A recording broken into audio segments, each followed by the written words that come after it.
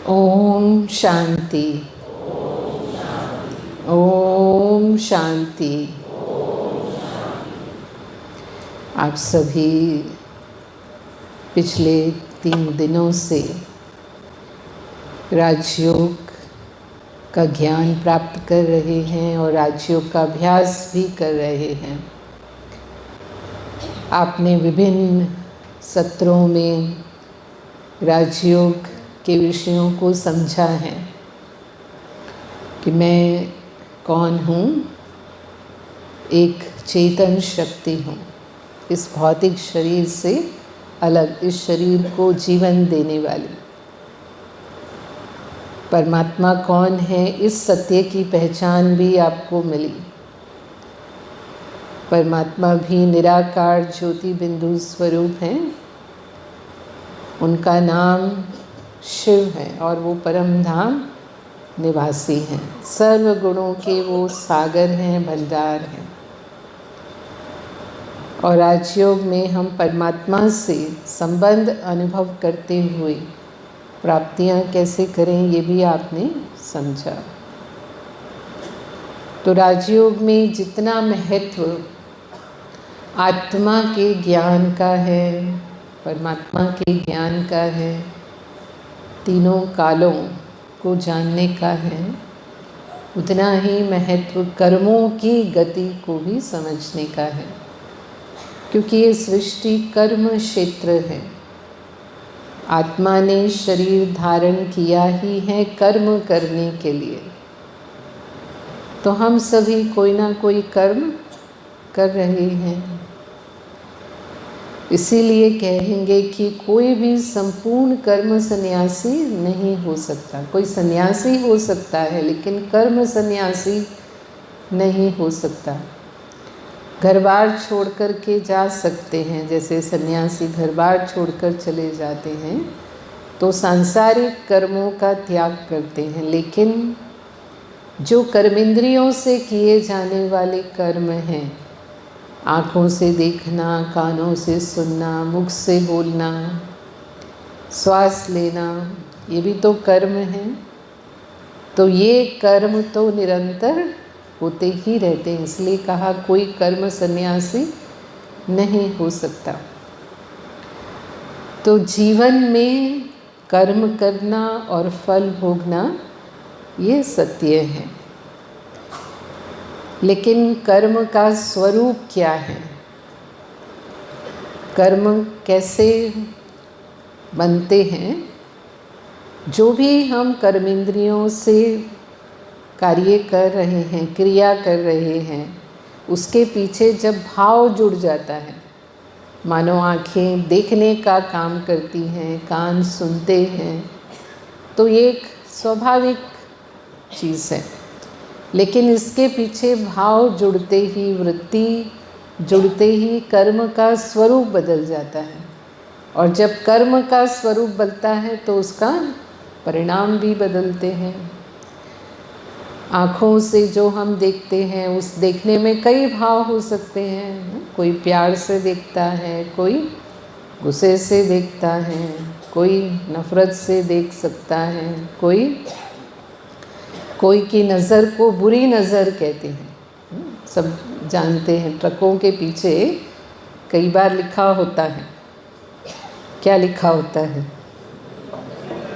सब जानते, बुरी नज़र वाले तेरा मुँह काला। तो इसका मतलब बुरी नज़र किसी को भी पसंद नहीं आती है। और एक गुरु की नज़र होती है जो निहाल कर देती है। गुरु से मिलते हैं तो गुरु की नज़र में दुआएं भरी हुई होती हैं हमारे लिए। तो अंतर किस चीज़ का है? हर एक के परिणाम अलग होंगे। आप प्यार से देखेंगे, उसके परिणाम अलग होंगे। आप गुरु की नज़र से देखेंगे, उसके परिणाम अलग होंगे। मानो कोई काम करता है, बहुत उमंग उत्साह से काम करता है, दिल से काम करता है, लगन से काम करता है, उसका परिणाम। और दूसरा भी वही काम कर रहा है लेकिन मजबूरी से कर रहा है, क्योंकि करना है इसीलिए कर रहा है। एक बार ऐसे ही एक मंदिर बन रहा था तो वहाँ पर मज़दूर है ना, कार्विंग, वो पत्थर काटते हैं मंदिर के लिए, तो उसका सब काम कर रहे थे। तो एक व्यक्ति उधर से गुज़र रहा था, तो वो जानना चाहता था कि ये क्या बन रहा है और किसका मंदिर बन रहा है, अगर मंदिर बन रहा है तो उसने एक मज़दूर से पूछा। तो उसने बड़ा ही वैसे ही उदासी से जवाब दिया कि अभी तो आप देख रहे हैं ना, मैं पत्थर काट रहा हूँ, मेरे से मत पूछो। वो आगे चला गया, उसको लगा इसका मूड ठीक नहीं है। उसने दूसरे से पूछा, तो वो बहुत खुशी खुशी, बहुत गाते हुए वो अपना काम कर रहा था। तो उसने उसको उसी उमंग से जवाब दिया कि यहाँ भगवान का मंदिर बन रहा है और मेरा सौभाग्य है कि इस मंदिर के लिए मुझे सेवा करने का अवसर मिला है। तो दोनों के परिणाम अलग होंगे ना।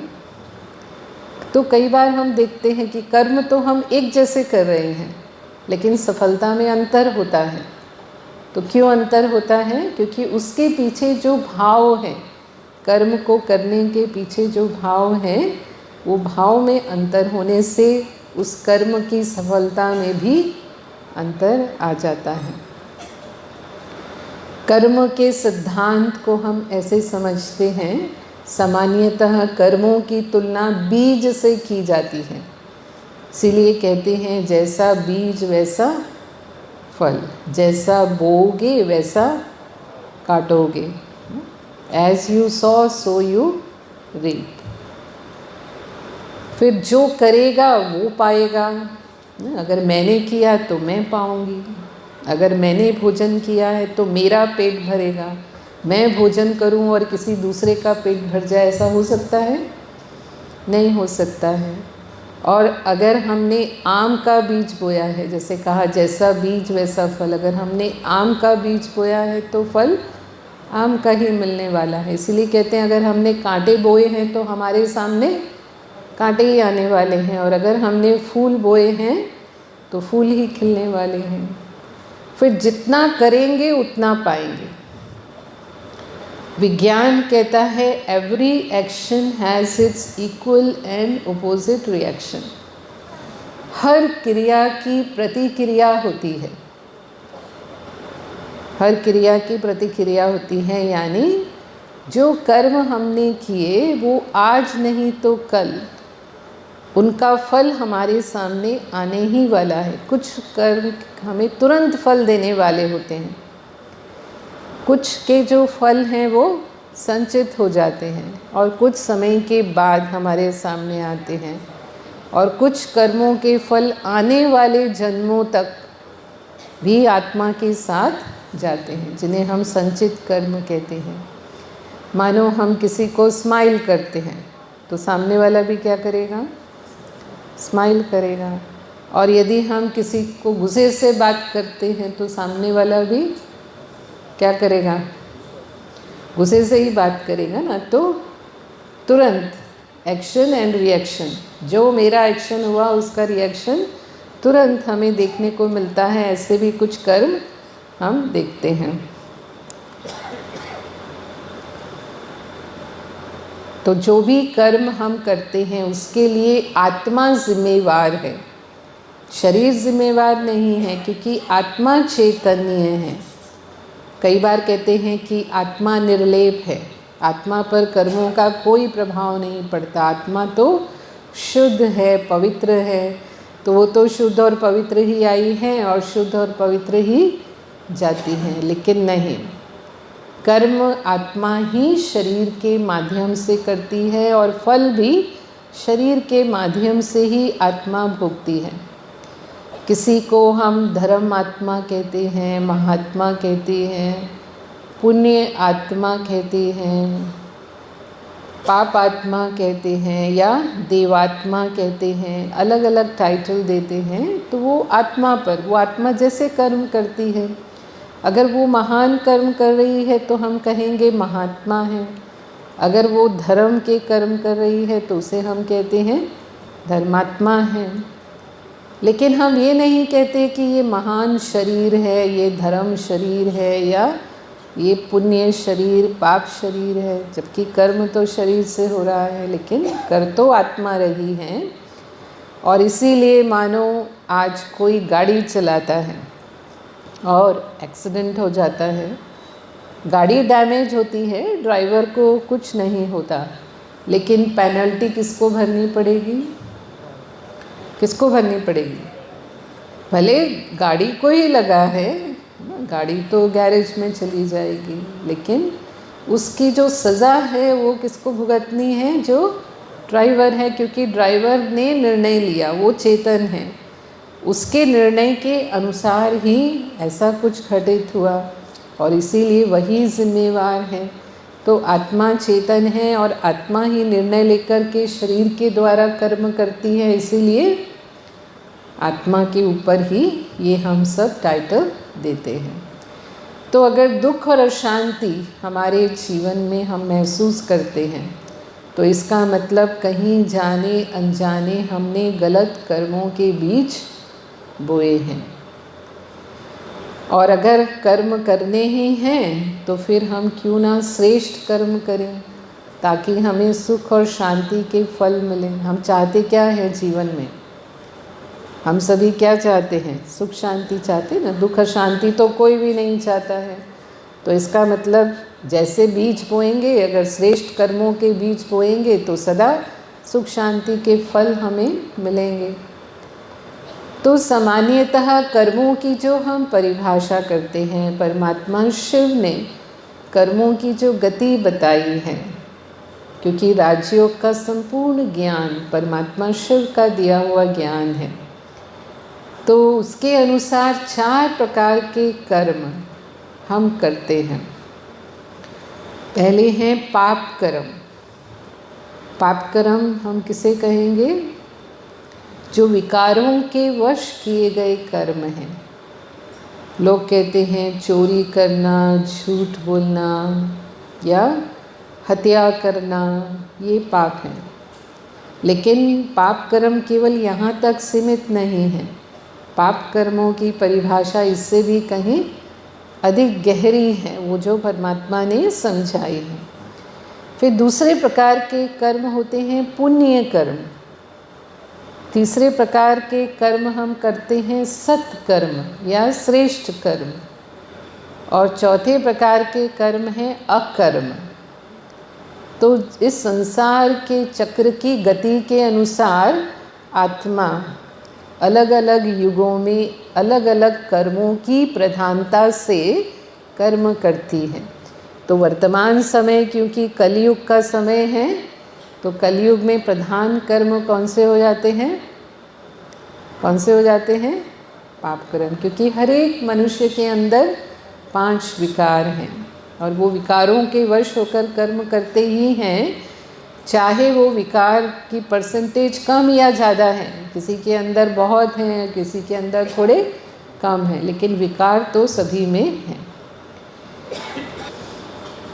तो निश्चित है अगर झूठ बोल करके हम किसी को धोखा देते हैं या दुख पहुंचाते हैं, किसी का विश्वास तोड़ते हैं, तो निश्चित रूप से वो पाप है। लेकिन कई बार झूठ बोलना पाप की बजाय पुण्य भी हो सकता है।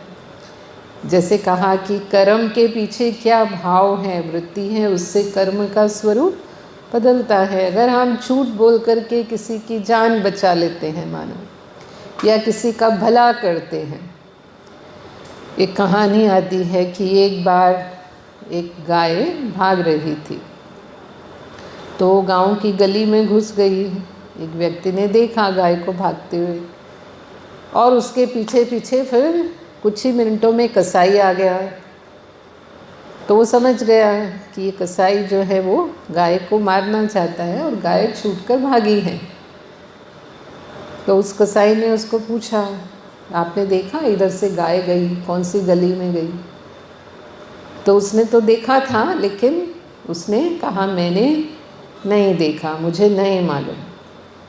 तो यहाँ उसने झूठ बोला तो गाय की जान बचाई। तो यहाँ ये झूठ बोलना पाप नहीं हुआ, क्योंकि किसी के कल्याण अर्थ, किसी भी, जैसे कहा, किसी के भले के लिए अगर झूठ बोला तो वो झूठ कई बार सच से भी ज़्यादा पुण्य हो जाता है। आज एक बच्चा है, घर में कोई चीज़ तोड़ देता है, आपके लिए वो बहुत महंगी चीज़ है, आपने खास अपने दिल से बहुत प्यार से उसको लाकर सजाया, लेकिन छोटा बच्चा क्या होता है, जिज्ञासा होती है उसको, तो वो हर चीज़ को हाथ लगाएगा और वो बच्चे ने हाथ लगाने के उसमें उसको तोड़ दिया। अब आपने अंदाज़ा लगाया कि इसने ही तोड़ा होगा, पता है बच्चे शैतान होते हैं, इसने ही हाथ लगाया होगा, इसने ही तोड़ा होगा। तो माँ बेटे को पूछती है कि तुमने तोड़ा? क्या कहेगा वो? नहीं तोड़ा, क्योंकि पता है कि अगर मैंने सच बोल दिया तो क्या होने वाला है, माँ गुस्सा करेगी, पिटाई भी कर सकती है, ऐसी चीज़ तोड़ी है तो झूठ बोलेगा बिल्कुल। लेकिन वही बच्चा जाकर के अपने पिता के कान में या अपनी दादी दादा के कान में कह देगा कि मैंने तोड़ा है, लेकिन आप नहीं बताना। उसको पता है कि वो उसको कुछ नहीं कहेंगे, वो कहेंगे कोई बात नहीं बेटा, आगे से ध्यान रखना, आगे से ऐसा काम नहीं करना। तो जहाँ उसको पिटाई का या नाराज़गी का डर नहीं है, वहाँ जाकर उसने सच बोल दिया, और जहाँ उसको भय है वहाँ उसने भय के कारण भी बहुत लोग झूठ बोलते हैं। झूठ बोलने का एक बड़ा कारण ये भी होता है। तो अगर मेरे व्यवहार के कारण कोई झूठ बोलता है तो फिर उसके पाप का आधा उसकी जिम्मेवारी, यानी डबल, मेरा डबल पाप कर्म बन जाता है। उसका तो पाप कर्म बना जिसने झूठ बोला, लेकिन क्योंकि मेरे कारण उसने झूठ बोला तो मेरा उससे दुगना पाप कर्म हो गया। तो कर्म की गति को इसीलिए गहन गति कहते हैं कि कर्म की गति इतनी गहन है कि आम इंसान उस गति को समझ नहीं पाता। आज हत्या करना निश्चित रूप से पाप है, किसी की जान ले लेना, लेकिन जो सरहद पर सिपाही खड़ा है उसकी तो ड्यूटी ही जान लेने की है। जो पुलिस में काम करता है ना, उसके सामने अगर अपराधी से उसका सामना हो जाए या कोई खूंखार आतंकवादी से उसका सामना हो जाए तो उसको क्या ऑर्डर होते हैं, देखते ही गोली चला दो। और अगर उसने गोली नहीं चलाई तो क्या होगा? हाँ, अगर दुश्मन मेरे उस पर देश की सीमा पर आ रहा है और अगर सिपाही ने गोली नहीं चलाई तो क्या होगा? दुश्मन चला देगा, वो नहीं तो वो मरेगा और देश की सुरक्षा खतरे में पड़ जाएगी। या पुलिस वाला अगर गोली नहीं चलाएगा अपराधी पर तो अपराधी उसके ऊपर चला देगा। तो यहाँ पर हम कहेंगे हत्या करना, हत्या न करने से ज़्यादा बड़ा पाप हो जाएगा। तो क्योंकि उसका कर्तव्य है, समय कौन सा है, स्थिति कैसी है और उसका इंटेंशन क्या है, तो उसका भाव क्या है? रक्षा करना, अपनी देश की रक्षा करना, अपने देश के नागरिकों को ऐसे लोगों के खतरों से बचा करके, माना एक को मारने से अनेकों की जान बचती है। अगर एक आतंकवादी को छोड़ दिया जाए तो वो कितनों की जान ले सकता है। तो जब ऐसे कर्म होते हैं तो उनको हम पाप नहीं कहेंगे, यानी वो उसकी तुलना में, उसकी भेंट की तुलना में, पाप की तुलना में पुण्य ज़्यादा हो जाता है कि किस इंटेंशन से वो कर्म किया गया। और यूँ अगर कोई हत्या करता है तो पकड़ा जाता है, निश्चित रूप से उसको जेल होती है, उम्र कैद होती है या फांसी की सज़ा हो जाती है।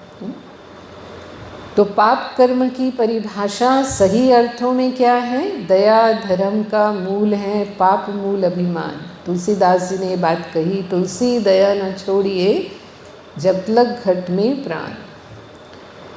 पाप का मूल अभिमान से शुरू होता है। सबसे बड़ा जो विकार है वो अभिमान है। अभिमान माने मैंपन और मेरापन। सारे दिन में ये शब्द हम कितनी बार बोलते हैं? सबसे ज़्यादा जो हम शब्द बोलते हैं वो मैं, ये हम शब्द ज़्यादा बोलते हैं। तो जहाँ भी हम मैंपन के वश होकर कर्म करते हैं मैं ये हूँ, मैं ये हूँ, मैं फलाना हूँ, मेरा ना, मेरी जिम्मेवारी, मेरा ये, मेरा वो।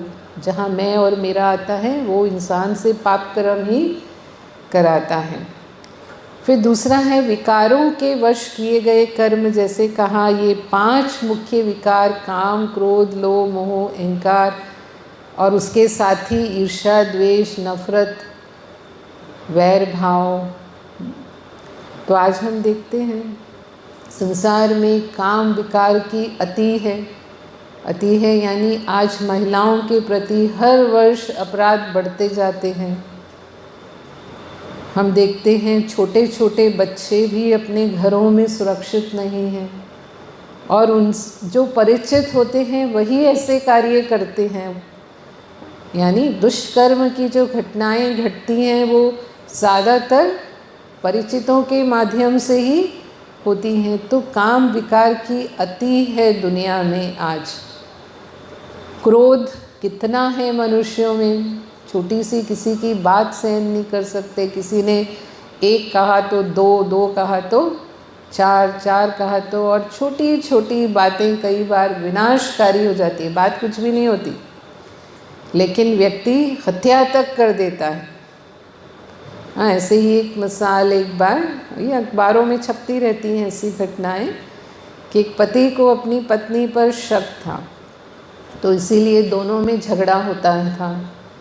अब एक दिन वो पत्नी घर में देरी से आई, पति को पहले से ही शक था, तो जैसे ही वो घर में आई दोनों में उसी बात को लेकर कहा सुनी होने लगी, बहस हो गई, और बात इतनी बढ़ गई कि वो पति ने अपनी पत्नी को जान से ही मार दिया। अब जब वो मर गई तो उसे होश आया कि ये मैंने क्या कर दिया, अभी पुलिस आएगी, मुझे पकड़ कर ले जाएगी और क्या होगा फिर। तो उसने क्या किया, खुद के लिए फंदा बनाया और खुद को भी लटका दिया, और उनके 2 छोटे छोटे बच्चे थे। तो वो बात जो सच है भी या नहीं, जिसका उसे पूरा मालूम भी नहीं है, उस बात को लेकर के एक परिवार तबाह हो गया। ऐसी ऐसी घटनाएं समाज में होती हैं। ऐसे हम इतना चरम तक अति में नहीं जाते रोज़मर्रा की ज़िंदगी में, लेकिन क्रोध सभी को आता है, कम या ज़्यादा गुस्सा सभी करते हैं। सहन शक्ति बहुत कम है आज के समय में, तो हम लड़ाई झगड़ा मार पीट पर उतर आते हैं। फिर लोभ के कारण आज भ्रष्टाचार फैला हुआ है दुनिया के अंदर। भ्रष्टाचार माना रिश्वतखोरी है, मिलावट है, काला बाजारी है। क्यों? इंसान पेट के लिए नहीं कमाता है, कहते हैं आज, है ना। पेट को कितना चाहिए, कितना खाएंगे, 2 या 4 रोटी खाएंगे, लेकिन किसके लिए कमाते हैं? ज़्यादा से ज़्यादा धन संग्रह हम कैसे कर लें, कम से कम समय में हम अधिक से अधिक। पहले कहते थे पेटियों के लिए कमाते हैं, अब आजकल पेटियों का ज़माना नहीं, बैंक बैलेंस का ज़माना है। तो ज़्यादा से ज़्यादा हमारा बैंक बैलेंस हो। तो लोभ है, क्योंकि इंसान कोई अपने साथ थोड़ी लेकर के जाता है। कितना भी अरबपति हो, 1 रुपया भी अपने साथ ले जाएगा ना। अभी हमने सुना एक दुर्घटना हुई पनडुब्बी की, और उसमें 5 अरबपति थे। सुना होगा आपने, आप में से भी कईयों ने। तो क्या उनको पता था कि हमारे जीवन का अंत ऐसा होगा? और क्या वो अपने अरबों रुपयों में कुछ ले गए अपने साथ? कुछ नहीं ले गए ना। तो आप तो कमाकर यहीं छोड़कर जाने वाले। इंसान थोड़ी इतना खाता है या इतना यूज़ करता है। तो हमारी आवश्यकताएं पूरी हों, यही हमारे कर्म होने चाहिए। इससे अधिक में हम दूसरों का शोषण करते हैं। जब हम लोभ के वश धन कमाते हैं, आज किसी के साथ बेईमानी करते हैं, रिश्वत लेते हैं, या जो भी कहा काला बाजारी यानी मिलावट करते हैं, चीज़ों में मिलावट करते हैं, तो ये हमारे पाप कर्म बनते हैं ना। क्योंकि इससे हम लोगों को दुख दे रहे हैं, लोगों का बुरा कर रहे हैं हम। तो इसीलिए वो पाप कर्म की श्रेणी में आ जाता है। मोह के कारण आज भाई भतीजावाद है। भाई भतीजावाद है माना, अगर मेरे को समाज में कोई स्थान मिला है, कोई पद मिला है, हम मिनिस्टर बन गए या हम ऑफिसर बन गए, तो हम क्या करते हैं, सबसे ज़्यादा फ़ायदा हम किसको पहुंचाना चाहते हैं? जो हमारे नाते रिश्तेदार होते हैं, हमारे मित्र संबंधी होते हैं, उनके लिए हम अधिक करेंगे। फिर उसके कारण चाहे कोई योग्य वंचित रह जाए, तो अगर कोई योग्य वंचित रह जाते हैं तो फिर उनके प्रति हमने अन्याय किया ना, वो पाप कर्म हो गया हमारा। सही अहंकार वश, जैसे कहा आज अहंकारी के लिए क्या कहते हैं, बड़ा भया तो क्या भया, जैसे पेड़ खजूर पंछी को छाया नहीं, फल लागे अति दूर। हाँ, ये सब कड़वी सच्चाइयाँ हैं जीवन की, कि ऐसे नहीं उसके अंदर गुण नहीं होते, गुण होते हैं, लेकिन वो उन गुणों का लाभ किसी को नहीं दे पाता, क्योंकि अभिमान है। और जैसे आम का वृक्ष है, वो जितना फलों से लगता है उतना ही वो और झुक जाता है। तो जो नम्र व्यक्ति होता है वो अपने कार्यों से समाज को बहुत कुछ देता है, और जो अहंकारी व्यक्ति है उसके पास सब कुछ होते हुए भी वो कुछ नहीं कर पाता है। तो ये सब जो है ये पाप कर्मों का मूल है, जो कहा पाप मूल अभिमान और ये विकार। फिर दूसरा है देह अभिमान के वश या दैहिक स्थिति में किए गए कर्म। शिव बाबा ने जो परिभाषा बताई कि आज हम सभी देह अभिमानी हैं, यानी अपने को देह समझते हैं, और इसीलिए हमारी दैहिक दृष्टि है, सभी को भी हम दैहिक नज़र से देखते हैं। तो जब हम देह को देखते हैं तो हम भेदभावपूर्ण व्यवहार करते हैं, क्योंकि देह के स्तर पर बहुत अंतर है। कोई ऊंच है, कोई नीच है, कोई ब्राह्मण है, कोई शूद्र है, कोई अमीर है, कोई गरीब है, कोई स्त्री है, कोई पुरुष है, कोई काला है, कोई गोरा है। तो अगर हम ये अंतर देखते हुए व्यवहार में आते हैं तो जो भेदभावपूर्ण व्यवहार होता है वो भी पाप कर्मों की श्रेणी में आ जाता है। तो इसीलिए धर्म, जाति, भाषा, देश, मैं इस धर्म का हूँ, मैं इस भाषा का हूँ, मैं इस रंग का हूँ, ये कॉन्शियसनेस, ये देह अभिमान है। फिर स्वार्थवश किए गए कर्म, मेरा ही भला हो, मेरा ही लाभ होना चाहिए, उसके अलावा हमें दूसरों से कोई मतलब नहीं, मेरा अच्छा कैसे हो जाए बस मेरा ध्यान उस पर ही रहता है, दूसरों का भले बुरा हो जाए। और जो परमात्मा से बेमुख करने वाले कर्म होते हैं, जो भगवान से हमें दूर कर देते हैं, ऐसे कर्म करने में भी पाप कर्म होता है। तो ये है पाप कर्म की परिभाषा। अब पाप कर्मों का फल क्या होगा, क्योंकि कर्म के साथ फल जुड़ा हुआ है। तो पाप कर्मों का फल क्या होता है, 4 रूप में हमारे सामने वो फल आते हैं।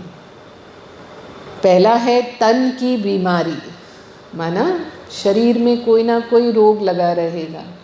दूसरा मन अशांत रहेगा, मन अशांत है, मन दुखी है, मन असंतुष्ट है, परेशान जैसे कहा, तो ये मन की स्थिति, प्रसन्न चित्त नहीं रह पाएंगे, संतुष्ट नहीं रह पाएंगे जीवन में, तो मन की अशांति। और तीसरा धन की खींचातान, धन की का भी कोई ना कोई संघर्ष चलता रहेगा।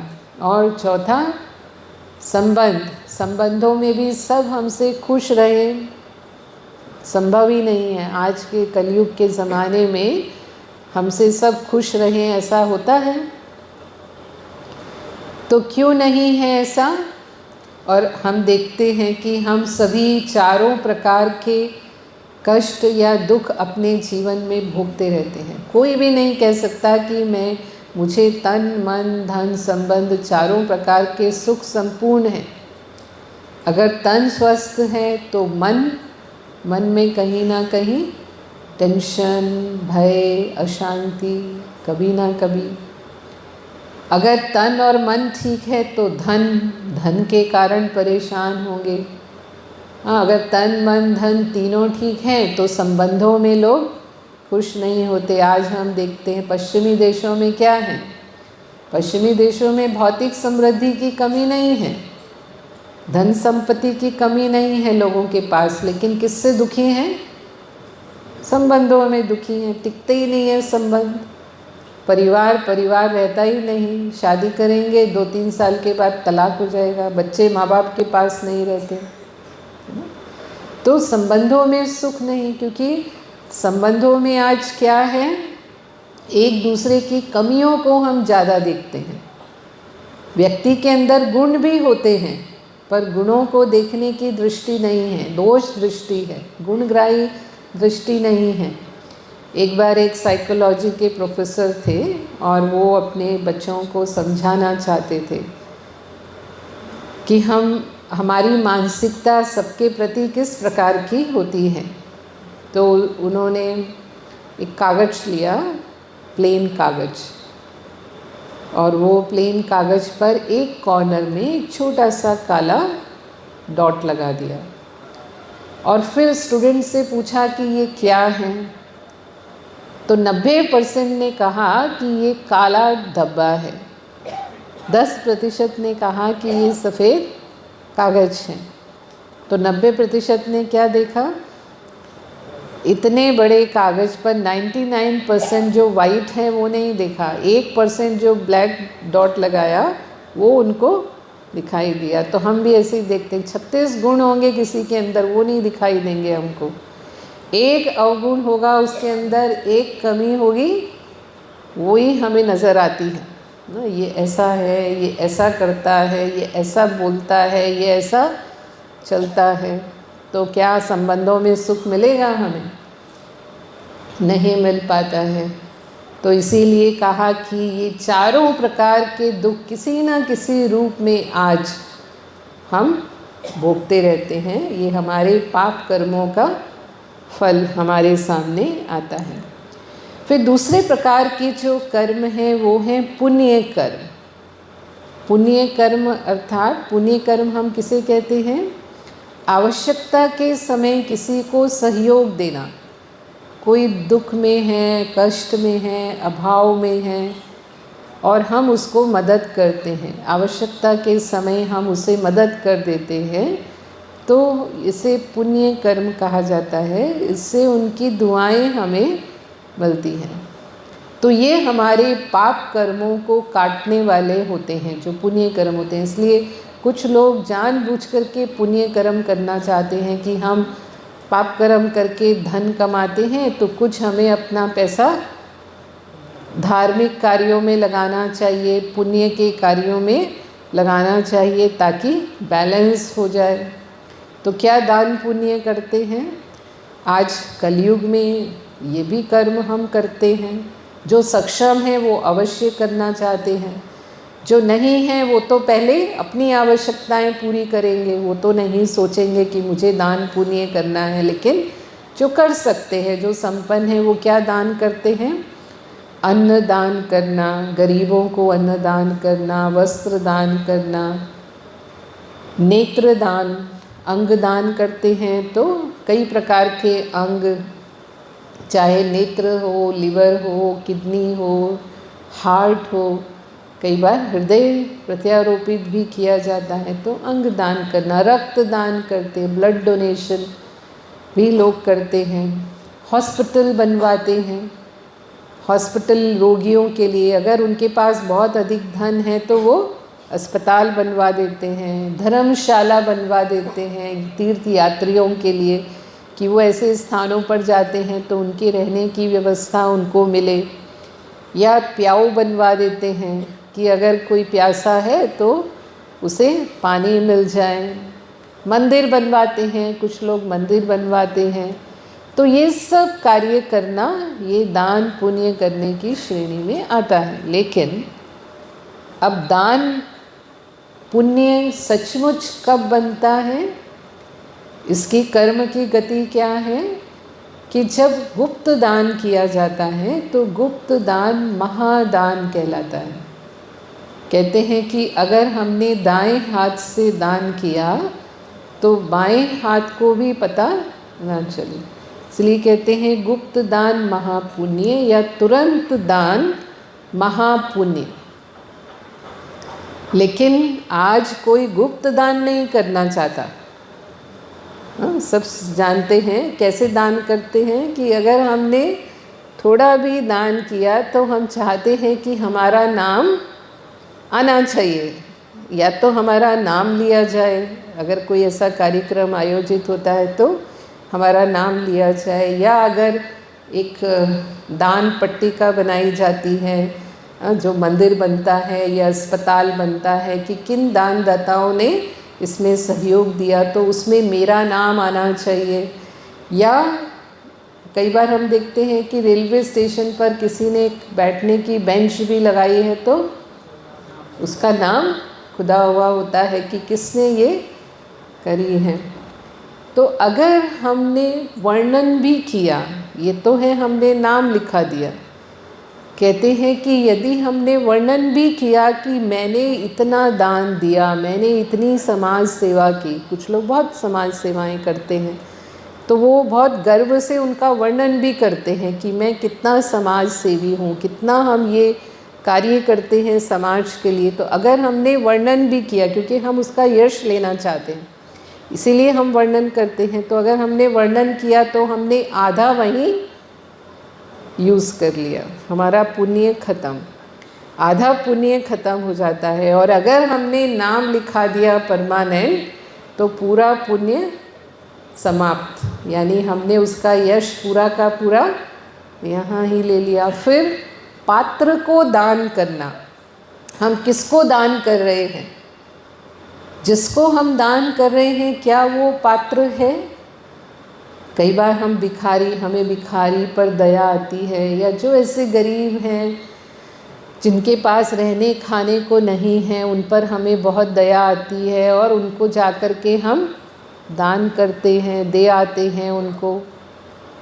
और हमारे देने के बाद ज़्यादातर ऐसे लोगों में बुरी लत होती है, वो या तो शराब पीते हैं या फिर वो जुआ खेलते हैं, जो भी ड्रग्स लेते हैं, कुछ ना कुछ गलत आदतों में वो फंसे हुए होते हैं। और जब हमने उनको दिया तो वो उस धन का सदुपयोग नहीं करते, वो उस धन को शराब पीने में या जुआ खेलने में उड़ा देते हैं। तो अगर व्यक्ति ने मेरे धन से गलत काम किया तो हमारा दान निष्फल हो गया, पहली बात तो। हाँ, और अगर कुछ ज़्यादा ही बात हो गई तो हम भी उसके कर्म में भागीदार हो गए, क्योंकि हमारे धन से उसने ऐसा काम किया। तो ये कर्म की गति है, कई बार जिसकी गहराई हम नहीं जानते। कई बार हम सोचते हैं क्यों हमारे जीवन में ऐसा हो रहा है, हम तो बहुत अच्छे कर्म करते हैं, हम तो किसी को दुख नहीं देते हैं, लेकिन अनजाने में, क्योंकि हमने कर्म की गति को सही अर्थों में नहीं समझा, तो जिसको हम सही समझ रहे हैं वो सही में भी कहाँ गलत हो रहा है हमें मालूम ही नहीं। तो ऐसे अगर हमने भिखारी को दान दिया, रोटरी क्लब वाले जैसे हैं या लायंस क्लब वाले हैं, वो क्या करते हैं, एक बार ऐसे ही बॉम्बे में चाल में लोग रहते हैं, गरीब लोग रहते हैं, तो उन्होंने देखा वहाँ लोगों के पास ओढ़ने का कंबल नहीं है, तो सर्दी के दिनों में इनको तकलीफ़ ना हो करके सभी को एक एक कंबल रोटरी क्लब ने पैसा इकट्ठा करके बांटा। फिर 3 महीने के बाद वो फीडबैक लेते हैं कि वो सब ठीक से यूज़ हुआ नहीं हुआ, क्या हुआ। तो देखा 90% लोगों ने वो कंबल बेच के शराब पी ली। तो क्या हुआ,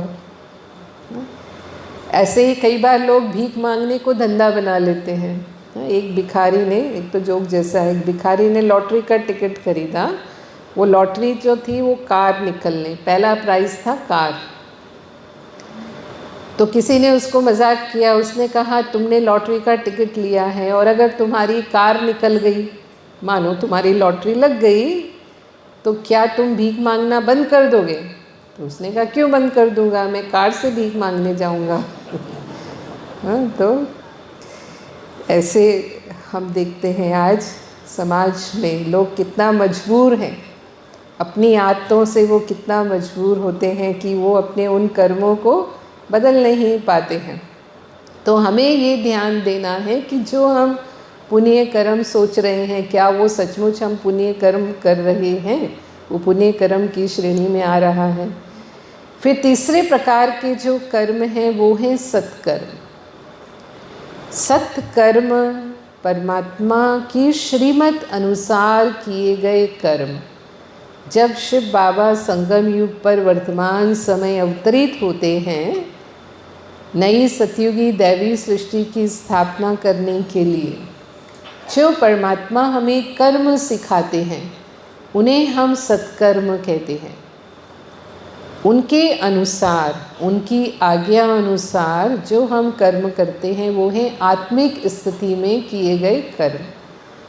कलयुग में हमारे कर्म हैं दैहिक कर्म। हम देह अभिमान में रहते हैं, देह समझकर हम व्यवहार में आते हैं, लेकिन शिव बाबा ने हमें ज्ञान दिया कि हम देह नहीं हैं, हम आत्मा हैं।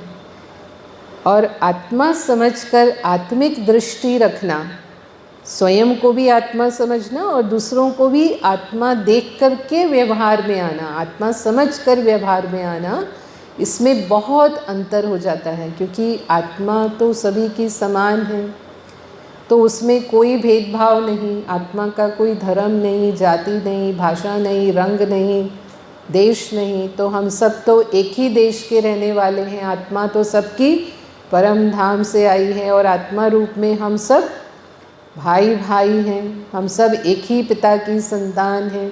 ये पूरा विश्व ही एक परिवार है, तो भाव वृत्ति ही बदल जाता है। तो ये जो भेदभाव पूरी तरह से समाप्त हो जाता है, तो हमारे कर्म श्रेष्ठ कर्म ही होते हैं।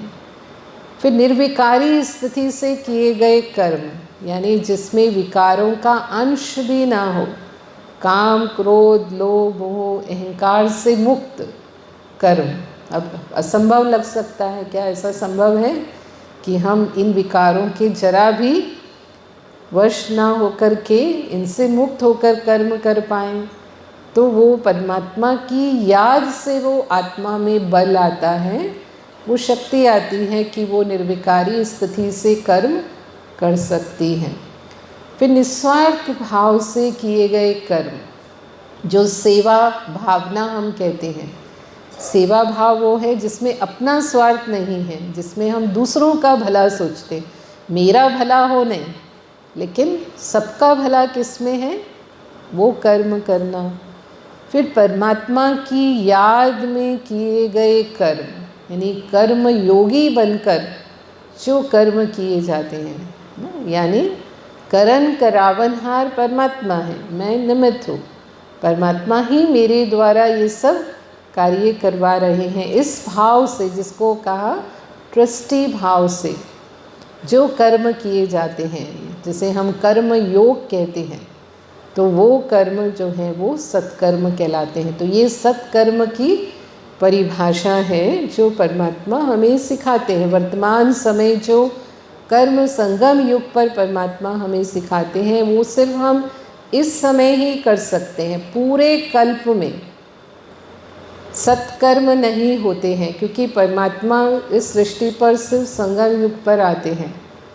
तो उनकी श्रीमत हमें सिर्फ इस समय ही मिलती है। और ये कर्मों के जो फल हैं, ये एक का पदम गुना फल देने वाले हैं। सामान्यता कर्म का सिद्धांत क्या है? जैसा बीज वैसा फल, जैसा करोगे वैसा पाओगे, जितना करोगे उतना पाओगे। लेकिन जो परमात्मा के द्वारा सिखाए हुए श्रेष्ठ कर्म हैं, वो आम के बीज बोने की तरह है। वो जितना और उतना वाला हिसाब नहीं है। जैसे हम देखते हैं, जैसे कर्मों की तुलना बीज से की गई, तो हम देखते हैं कि मानो हमने जो है टमाटर का बीज बोया या मिर्ची का बीज बोया, तो हम एक बीज से अनेक टमाटर, एक टमाटर नहीं मिलेगा हमें, एक बीज से अनेक टमाटर और अनेक बीज मल्टीप्लाई हो जाएगा, मिर्ची भी मल्टीप्लाई हो जाएगी। जो भी बीज हम बोएंगे वो इस तरह के जो होती हैं शाक सब्जियां, वो मल्टीप्लाई हो जाएंगी, लेकिन एक सीज़न तक। अगर हमें फिर से चाहिए तो फिर हमें दोबारा बोना पड़ेगा, है ना। और अगर हम समझो जैसे अनाज बोते हैं, अगर हम मक्का बोते हैं, गेहूँ बोते हैं, ज्वार बोते हैं, जो भी, उनका भी यही है कि एक फसल हमें मिलेगी, काफ़ी वो मल्टीप्लाई हो जाएगा, लेकिन एक फसल मिलेगी, दोबारा चाहिए तो हमें दोबारा बोना पड़ेगा। लेकिन अगर हमने आम का बीज बोया, या अगर हमने अमरूद बोया, नारियल बोया या सेब बोया, मानो कोई भी ऐसा फल हम बोते हैं, तो हमें इंतज़ार करना पड़ता है, हमें तुरंत फल नहीं मिलता है। इंतज़ार किया 2 साल 3 साल, और उसके बाद जब हमें फल मिलता है तो इतना फल मिलता है कि हम ही नहीं खाते, हमारी पीढ़ियाँ भी खाती हैं। इसलिए आम के लिए कहते हैं कि दादा बोए और पोता खाए। तो सत्कर्म इस तरह के फल हैं कि वो हमें वर्तमान में ही फल नहीं देते, लेकिन वर्तमान श्रेष्ठ कर्मों का फल तो हमें मिलता ही है, लेकिन भविष्य 21 जन्मों तक, यानी सतयुग त्रेता में, आपने समझा चकाल चक्र के ज्ञान में कि सतयुग त्रेता में कुल 20 जन्म होते हैं, 8 जन्म सतयुग में और 12 जन्म त्रेता युग में। आने वाले 21 जन्मों तक, एक जन्म ये संगम युग का, 21 जन्मों की प्रारब्ध वो आत्मा इन सत्कर्मों से जमा करती है, क्योंकि ये एक का पदम गुना फल देने वाले होते हैं। ये कर्म जो हैं, आपने एक कर्म परमात्मा की याद में किया तो आपकी कमाई कितनी होती है? पदम गुना, एक का एक नहीं, इतना मल्टीप्लाई हो जाता है। और इसीलिए सत्कर्मों का फल सब प्रकार के सुख जीवन में मिलते हैं, तन का सुख, मन का सुख, धन का सुख, संबंधों का सुख आज भी हम पाते हैं। और आने वाले 21 जन्मों में आपने सुना कि वो 2500 साल का समय संसार के स्वर्ग का समय, स्वर्ग का समय यानी तन निरोगी काया, कोई रोग शोक कष्ट होता ही नहीं जीवन में। इसलिए ना वहाँ डॉक्टर होते हैं, ना अस्पताल होते हैं, ना दवाइयाँ होती हैं, ज़रूरत ही नहीं है। लंबी आयु जीते हैं, 150 वर्ष की आयु होती है। और मन का सुख, इतने प्रसन्न चित्त हैं देवी देवताएं, इतने प्रसन्न चित्त हैं कि आज भी जो उनके यादगार मंदिर हैं, हम उनके दर्शन करने जाते हैं ना, क्योंकि अब देवी देवताएं चैतन्य में तो नहीं हैं, वो होकर के गए हैं, तो हमने उनके मेमोरियल बनाए। जो भी संसार में होकर के जाता है उसके लिए हम क्या करते हैं? मेमोरियल बनाते हैं ना। आज महात्मा गांधी होकर के गए तो महात्मा गांधी को हम कैसे याद करते हैं? उनकी मूर्ति बनाते हैं, उनके स्टैचू बनाते हैं, और उनके नाम से हम अनेक स्थानों के नाम रखते हैं, ताकि हमारे देश के जो भविष्य हैं, जो आने वाले नागरिक हैं, बच्चे हैं, उनको पता चले कि हमारे देश में इतने महान व्यक्तित्व भी होकर के गए हैं, वो उनसे प्रेरणा लें। तो हम देवी देवताओं की पूजा करते हैं, क्योंकि उनसे श्रेष्ठ और पुरुषोत्तम तो कोई हुआ ही नहीं। तो हम ऐसे केवल स्टैचू नहीं बनाते, विधि पूर्वक मंदिरों में उनको स्थापित करते हैं, और उनके विशेष दिनों पर हम दर्शन करने जाएंगे, शायद धक्के खा करके। विशेष दिनों क्या होता है? भीड़ होती है बहुत, तो हम धक्के खा करके भी दर्शन करेंगे, लेकिन करेंगे ज़रूर। क्यों करते हैं? क्या मिलता है तो जड़ मूर्ति ना, लेकिन क्या मिलता है? उनके दर्शन मात्र से ही आत्मा को सुख मिलता है, आत्मा को शांति का अनुभव होता है। और हमें पता है वो देवता हैं, माना देने वाले हैं। तो हमारी जो भी मनोकामनाएं हैं वो उनके सामने जाकर हम कहते हैं कि ये तो समृद्ध हैं और हमारी सब मनोकामनाएं पूर्ण करने वाले हैं। तो हम इसीलिए जाते हैं। तो इतनी उनके मन की शांति, जब वो चैतन्य में रहे होंगे तो वो कितने प्रसन्न चित्त, अपने मन से कितने पवित्र निर्मल दिव्य रहे कि आज भी उनका चेहरा भी वही अनुभव कराता है। मूर्ति का चेहरा भी हमें वही भाव अनुभव कराता है। फिर धन से कितने समृद्ध हैं कि जड़ मूर्तियों को भी भाग्य है। कितने भव्य मंदिर बनते हैं आप देखेंगे।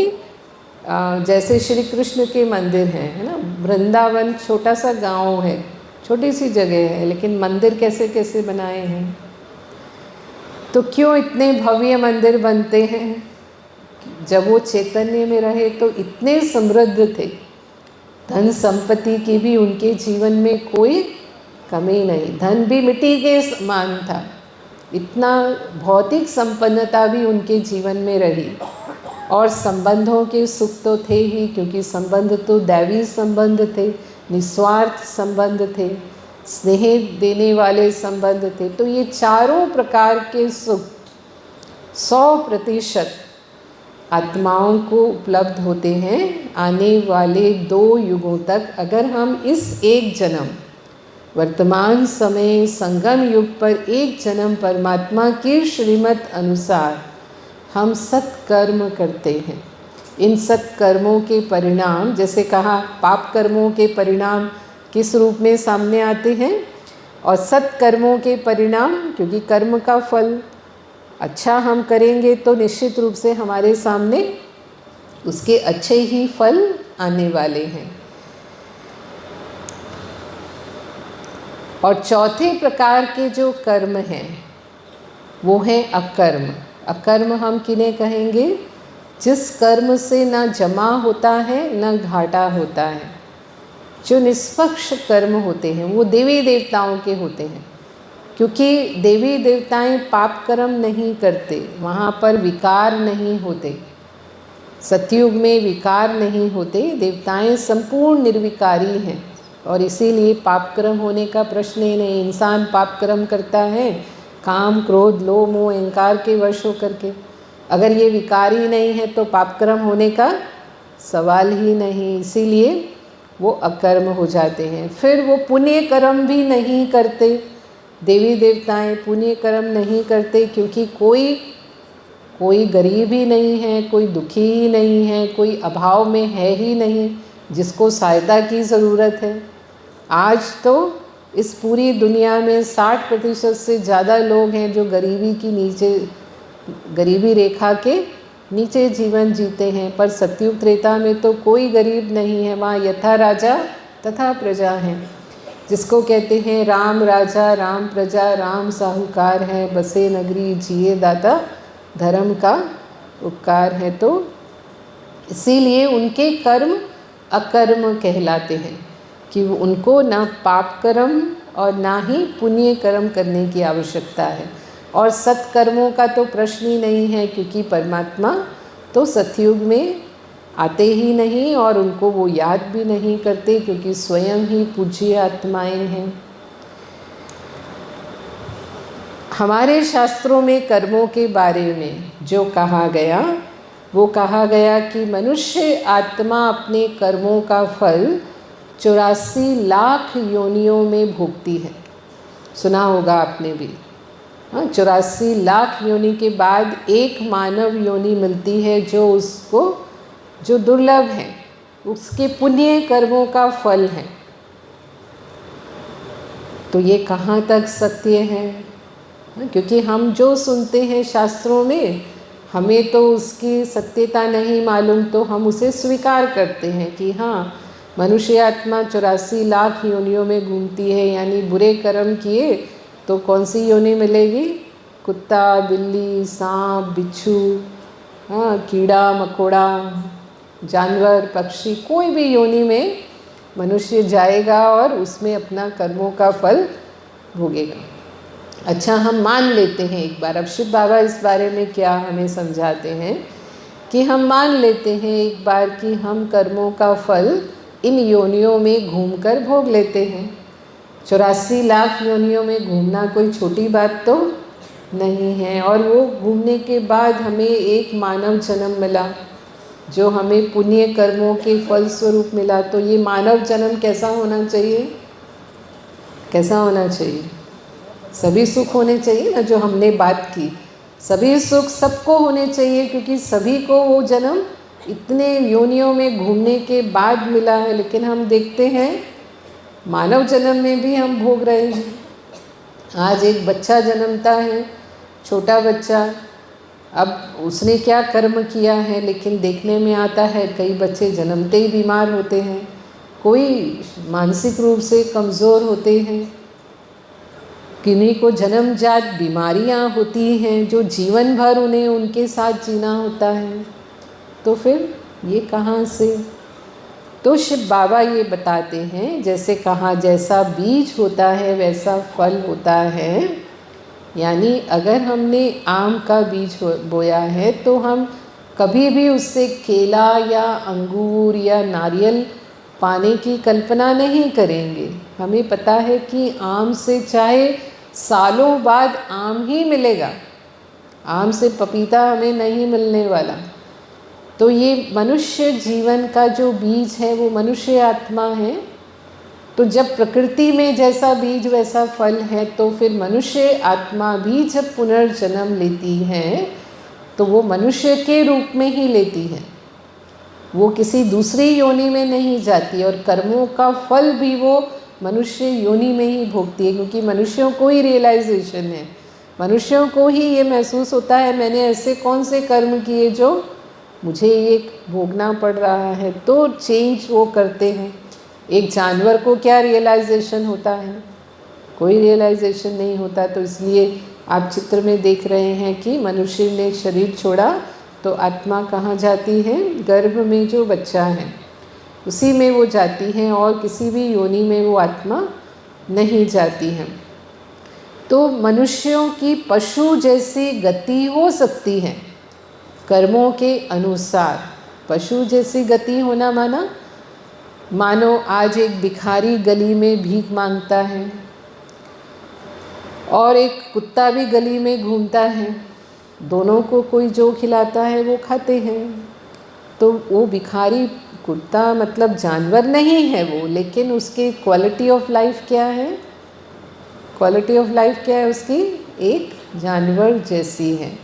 उसके जीवन की स्थिति जो है वो कई तो जानवर से भी बदतर होते हैं। जानवरों को भी उससे अच्छी परवरिश मिलती है जितना इंसानों की बुरी हालत होती है। या आज एक कूली बोझ उठाता है, बोझ उठाकर अपना जीवन यापन करता है। आज जानवरों पर, खच्चर पर, ऊँट पर, बैल पर भी लोग बोझ लादते हैं। तो क्वालिटी ऑफ लाइफ क्या है? तो पशु जैसी जीवन की गति हो गई, लेकिन वो पशु नहीं बनते हैं। पशु बन कर के कर्म फल भोगेंगे नहीं। मानो आज एक बच्चा है वो झोंपड़ी में जन्म लेता है और एक बच्चा है करोड़पति के घर में जन्म लेता है। एक ही समय दोनों बच्चों का जन्म हुआ, होता है ऐसा बहुत। लेकिन दोनों की डेस्टिनी अलग अलग। जिसने झोंपड़ी में जन्म लिया उसे हर बात के लिए जीवन में संघर्ष करना है, उसके लिए कोई भी चीज़ जीवन में आसान नहीं होगी। लेकिन जिसने करोड़पति के घर में जन्म लिया वो बहुत भाग्य लेकर के आया है। उसे करोड़ कमाने के लिए मेहनत नहीं करनी, उसे वो करोड़ किस में मिल गए? अपने वर्षे में, जिसको हम कहते हैं इनहेरिटेंस, उसमें ही मिल गए। और वो चाहे तो उसको और भी वृद्धि कर सकता है। अब ऐसा नहीं है कि जो गरीब घर में पैदा हुआ वो करोड़पति नहीं हो सकता, वो भी हो सकता है, लेकिन उसे मेहनत करनी पड़ेगी। जीवन में वो कर्म करेगा तब वो उस स्थान तक पहुंचेगा। तो उसको हम भाग्य नहीं कहेंगे। लेकिन जो करोड़पति के घर में पैदा हुआ वो क्या है? भाग्य है, जो बिना मेहनत के मिलता है। जो बिना मेहनत के मिला वो भाग्य कहलाता है। तो उसको वो करोड़ भाग्य में मिला, वो पूर्व जन्मों के कर्मों के परिणाम स्वरूप उसने धनवान घर में जन्म लिया। और जो गरीब है वो उसने अपने पूर्व जन्मों के कर्मों के कारण उसने गरीब घर में जन्म लिया। तो कई बार लोग भगवान से ये शिकायत करते हैं, क्या शिकायत करते हैं? हाँ, क्या शिकायत करते हैं? भगवान तूने हमारा भाग्य ऐसा क्यों बनाया, तुमने हमें ऐसे घर में क्यों जन्म दिया। हम कई बार कहते हैं ना, भगवान को उलाना देते हैं कि भगवान ने मेरे साथ ऐसा किया, कुछ बुरा हो गया ज़िंदगी में तो भी किसको कहते हैं, भगवान ने मेरे साथ ऐसा किया। तो क्या भगवान हमारे साथ ऐसा करता है। एक कहा जाता है कि दुनिया बनाने वाले काहे ये दुनिया बनाई, ऐसी दुनिया तूने क्यों बनाई। तो क्यों बनाई, भगवान ऐसी दुनिया बनाएगा क्या हमारे लिए। आज आप माता पिता हैं बच्चों के, तो आपको अगर कोई ये अथॉरिटी दे दे कि आप अपने बच्चों का भविष्य लिखो, माना आपके हाथ में है कि आप अपने बच्चों का भविष्य निश्चित कर सकते हो, तो आप कैसा भविष्य लिखेंगे उनका या बनाएंगे, कैसा सोचेंगे उनके लिए। अच्छे से अच्छा सोचेंगे कि उनको बहुत अच्छी हेल्थ हो, उनको बहुत अच्छी वेल्थ हो, उनके जीवन में सदा खुशियाँ बनी रहें, सदा वो खुश रहें, यही हम सोचेंगे। तो भगवान तो हमारा पिता है, माता पिता के रूप में हम उसे याद करते हैं। वो दुख हरता सुख करता है, वो करुणा निधान है, वो दया का सागर है। वो क्या दुख की दुनिया बनाएगा हमारे लिए, वो हमें दुख देगा क्या। तो भगवान ने ऐसी दुनिया नहीं बनाई ना, भगवान ने तो हमारे लिए स्वर्ग बनाया। जो सुना आपने, God created man in his own image, ये बाइबल में कहा गया कि भगवान ने मनुष्य को अपने ही जैसा सर्वगुण संपन्न बनाया, अपने ही जैसा भगवान भगवती बनाया। आज देवी देवताओं को हम भगवान भगवती कहते हैं ना, देवियों को हम भगवती कहते हैं और देवताओं को हम भगवान कहते हैं। भगवान राम, भगवान कृष्ण, श्री नारायण भगवान, हम क्या कहते हैं, भगवान ही कहते हैं ना। उनको तो अपने ही जैसा उन्होंने बनाया। लेकिन जैसे एक नया मकान होता है, वो धीरे धीरे पुराना हो जाता है, जर्जरीभूत हो जाता है, समय के साथ उसके अंदर ये परिवर्तन होता है। तो ऐसे ही इस दुनिया में भी समय के साथ परिवर्तन हुए और आज मनुष्य जब अपने आप को भूल जाते हैं, परमात्मा को भूल जाते हैं, तो अपने कर्मों से गिरते जाते हैं। और आज कहाँ पहुँच गए, आज कहाँ पहुँच गए, एकदम अपने जीवन में दुखी, अशांत, और जैसे कहा कि हम कर्म भ्रष्ट हो गए। जो देवी देवताएं थे वो कर्म श्रेष्ठ और धर्म श्रेष्ठ थे, मर्यादा पुरुषोत्तम थे। लेकिन धीरे धीरे इस दुनिया में जो परिवर्तन होते गए, सृष्टि पुरानी होती गई और जब विकारों का पूरी तरह से प्रभाव हो गया, तो हम ही कर्म भ्रष्ट होकर के असुर कहलाते हैं। तो कोई देवी देवताएं ऊपर आसमान में रहते हैं ऐसा नहीं, और असुर कोई पाताल में रहते हैं ऐसा नहीं है। देवी देवताएं और असुर इसी दुनिया में हैं। देवी देवताएं, असुर, मनुष्य सभी इसी दुनिया में हैं। लेकिन वही मनुष्य जब कर्म श्रेष्ठ, धर्म श्रेष्ठ होते हैं तो संसार स्वर्ग होता है और मनुष्य देवी देवताएं कहलाते हैं। वो भी हमारे ही जैसे मनुष्य हैं, कोई अलग तो उनके फीचर्स नहीं हैं। देवी देवताओं के फीचर्स भी तो हमारे ही जैसे हैं ना। और ऐसे ही मनुष्य जब बुरे कर्म करते हैं तो वही असुर कहलाते हैं, क्योंकि वो आसुरी लक्षण हैं उनके अंदर। तो वो कलयुग में वही आसुरी गुण प्रकट होते हैं।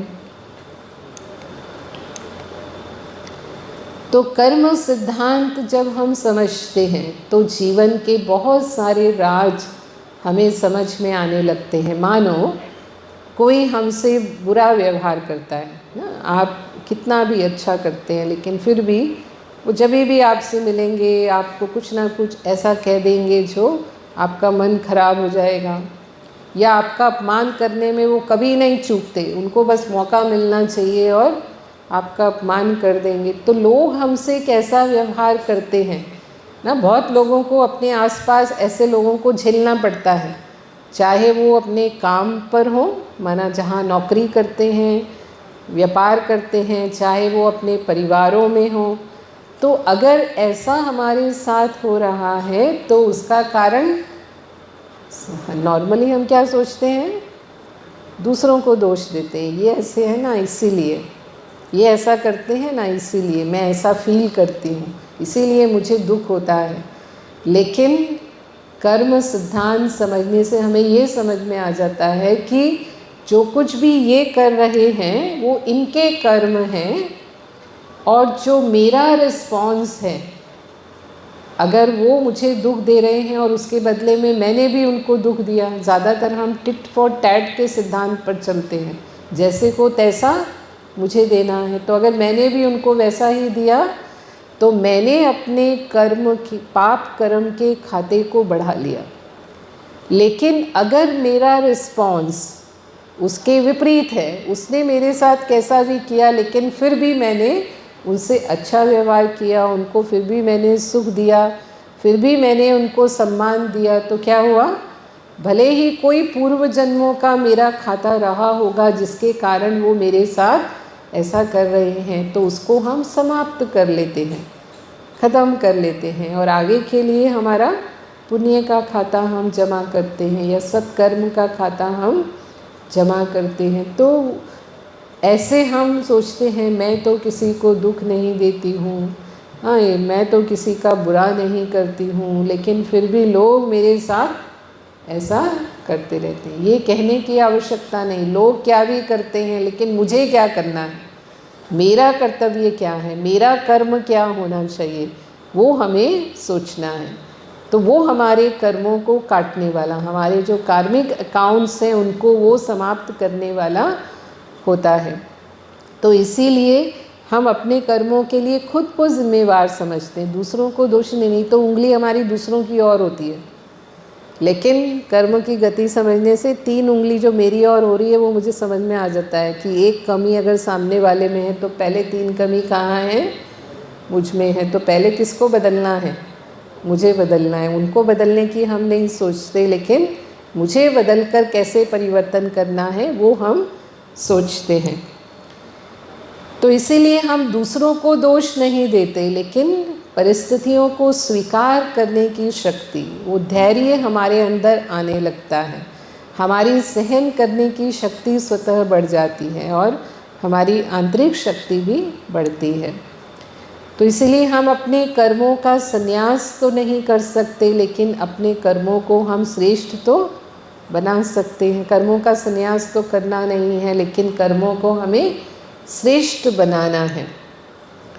तो वर्तमान समय 3 बातों पर ध्यान देने की ज़रूरत है। ये सब परमात्मा ने क्यों समझाया हमें कि वर्तमान समय हमारे कर्म कैसे होने चाहिए, क्योंकि उसके लिए ही कहा अभी नहीं तो कभी नहीं। तो अभी हमें 63 जन्मों के विकर्म विनाश करने हैं, जो पूर्व के द्वापर युग से अब तक, द्वापर युग से अब तक आत्मा ने 63 जन्म लिए, और द्वापर युग से ही आत्मा में विकारों की प्रविष्टता हुई, वो देह अभिमान में आई। तो हमारे सिर पर पापों की गठरी इतनी बड़ी है, 63 जन्मों की पापों की गठरी आत्मा पर है, तो उसे हम कैसे उतारेंगे, कैसे समाप्त करेंगे, वो हमें समझना है कि वो हमें समाप्त करने, क्योंकि अब इस चक्र के नियम के अनुसार, या जो हम कहेंगे कि ये हमारी जो उत्थान और पतन की सीढ़ी है, सीढ़ी के अनुसार अभी वापस परम धाम जाने का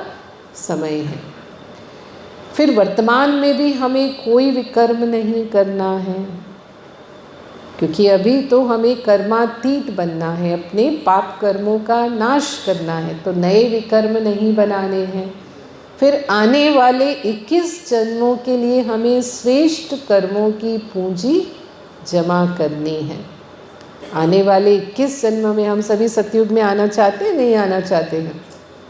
हाँ, जो समझते हैं हाँ हम सतयुग में आना चाहते हैं वो हाथ उठाइए। देखिए, हाँ सभी आना चाहते हैं, तो उसके लिए क्या करना होगा, सत्कर्मों की पूंजी अभी हमें जमा करनी है। तो फिर परमात्मा की श्रीमत अनुसार हम अपने विकर्म विनाश 3 विधि से कर सकते हैं। पहला है परमात्मा की याद। हम जो भी कर्म करें वो भगवान की याद में करें, परमात्मा की याद, या हम विशेष रूप से भगवान की याद में भी बैठें। जैसे आप यहाँ ब्रह्म मुहूर्त में उठते हैं, जिसको हम अमृत वेला कहते हैं, तो हम अमृत वेले विशेष उनकी याद में बैठें, उनसे हम शक्ति लें। तो उस समय भी हम जब पावरफुल भगवान की याद में या उनकी लगन में मगन होकर, उनके प्रेम में मगन होकर जब हम उन्हें याद करते हैं तो योग अग्नि से, अग्नि किसी भी चीज़ को ख़त्म करने वाली होती है, तो उस योग अग्नि में आत्मा के पाप कर्म भस्म होने लगते हैं। तो जब भी हमें मौका मिले या हम प्रतिदिन अपना एक नियम बना लें कि हमें 1 या 2 घंटा योग के लिए समय अवश्य निकालना है, तो परमात्मा की याद से हम अपने पाप कर्मों का नाश करते हैं। दूसरा, श्रेष्ठ कर्मों का खाता जमा करने से, अभी हम सत्कर्म करते हैं परमात्मा की याद से, तो जैसे जैसे हमारा ये पलड़ा भारी होता जाएगा उतना उतना हमारा पाप कर्मों का हल्का होता जाएगा। तो श्रेष्ठ कर्म करें हम, तो उससे हमारे पाप कर्म क्या बोलते हैं, नेग्लेक्ट, वो नलीफाई होते हैं, जैसे माइनस होते हैं वो माइनस हो जाएंगे। और तीसरा है समर्पित करने से, परमात्मा को हम अपने कर्म समर्पण कर दें। जो गीता में कहा कि मेरी शरण में आ जाओ, मैं तुम्हें सब पापों से मुक्त कर दूंगा। तो अगर हम परमात्मा की शरणागत होकर के, यानी सब कुछ उनको समर्पित करके फिर कर्म करते हैं। भक्ति में हम क्या गाते हैं, तन मन धन सब कुछ तेरा, तेरा तुझको अर्पण क्या लागे मेरा, गाते ना आरती में, ये लाइन आती है। तो हम क्या करते हैं, सिर्फ गाकर आ जाते हैं, बाकी तो भगवान का कुछ भी नहीं, सब कुछ मेरा है।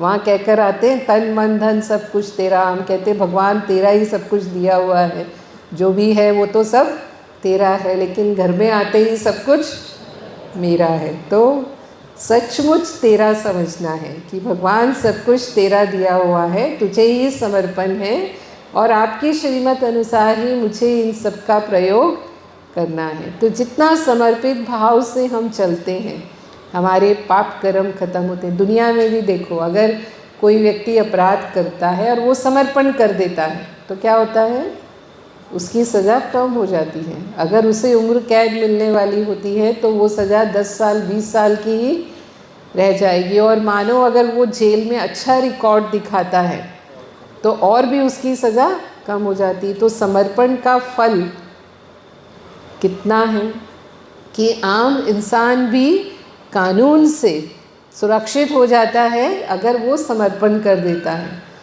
एक समय था जब डाकुओं को समर्पण करने के लिए सरकार ने उद्घोषणा की थी। इंदिरा गांधी के समय में बहुत डाकू थे, चंबल के डाकू बहुत प्रसिद्ध थे किसी ज़माने में।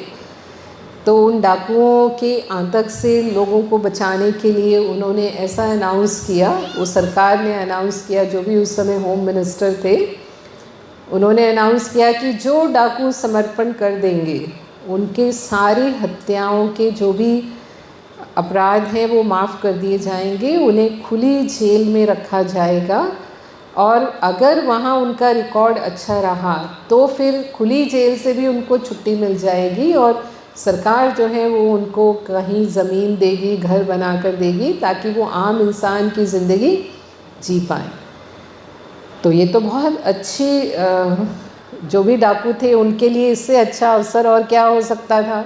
तो लगभग सभी डाकुओं ने समर्पण किया, क्योंकि कोई भी डाकू तो रहना नहीं चाहता है, वो ज़िंदगी तो कैसी ज़िंदगी होती है। तो डाकुओं ने समर्पण किया और उनको खुली जेल में रखा गया। अब सरकार ने क्या किया, उनको सही रास्ते पे लाने के लिए सारी जो भी धार्मिक संस्थाएं काम कर रही थी उस समय, सबको भेजना शुरू किया वहाँ खुली जेल में कि इनको उपदेश दो, रोज़ इनके लिए प्रवचन होना चाहिए, सत्संग चलना चाहिए। और ब्रह्मा कुमारीज़ को भी निमंत्रण मिला और ब्रह्मा कुमारीज़ भी वहाँ गए, जाते थे वहाँ। तो एक डाकू पंचम सिंह थे वहाँ पर। डाकू पंचम सिंह ने जब पूरा ये राजयोग सुनने के बाद उनके जीवन में बहुत बड़ा परिवर्तन आया। हालांकि सबसे ज़्यादा जो हत्या के केस थे वो उनके ऊपर ही थे, लेकिन ये सब सुनने के बाद उनका जीवन पूरी तरह से परिवर्तन हो गया और उनका वहाँ अच्छा रिकॉर्ड था। तो सबसे पहले उनको ही खुली जेल से छुट्टी मिली और फिर उनको गांव में ज़मीन दी, उनको घर बना कर दिया। तो उन्होंने क्या किया, उस घर को, उनकी एक ही बेटी रह गई थी, बाकी तो सब मर चुके थे, तो अपनी बेटी को उन्होंने वो घर दिया और कहा कि यहाँ पर ये ब्रह्मा कुमारी केंद्र रहेगा, मैं तो यहाँ नहीं रहूँगा, मैं अलग अलग स्थानों पर जाकर के जो मेरे जीवन में राजयोग से परिवर्तन आया है वो प्रचार मैं करना चाहता हूँ। और जो सरकार ने उनको सुविधाएं दी, उन्होंने उसको सेवा केंद्र में परिवर्तन कर दिया और लास्ट तक लगभग 80 साल तक वो जिए और उन्होंने अंत तक ये कार्य किया।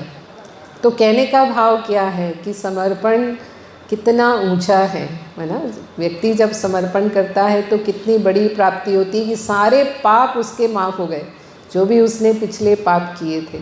तो भगवान के सामने अगर हम समर्पण करते हैं, भगवान से हम माफ़ी मांग लेते हैं, आज तक हमने जो कुछ भी किया, हाँ, उसकी शरण में हम आ जाते हैं और सब कुछ उसका समझ करके हम कार्य करते हैं, तो निश्चित रूप से हमारे भी जन्म जन्मांतर के पाप खत्म हो जाते हैं। तो कर्म की गति के सिद्धांत को समझने से हम अपने जीवन में अपने कर्मों को सहज ही श्रेष्ठ और ऊंच बना पाते हैं और मनुष्यों में पुरुषोत्तम, जिसे कहा नर से श्री नारायण और नारी से श्री लक्ष्मी बनने की शक्ति, वो श्रेष्ठ कर्म करने की शक्ति हमारे अंदर आ जाती है। ओम शांति।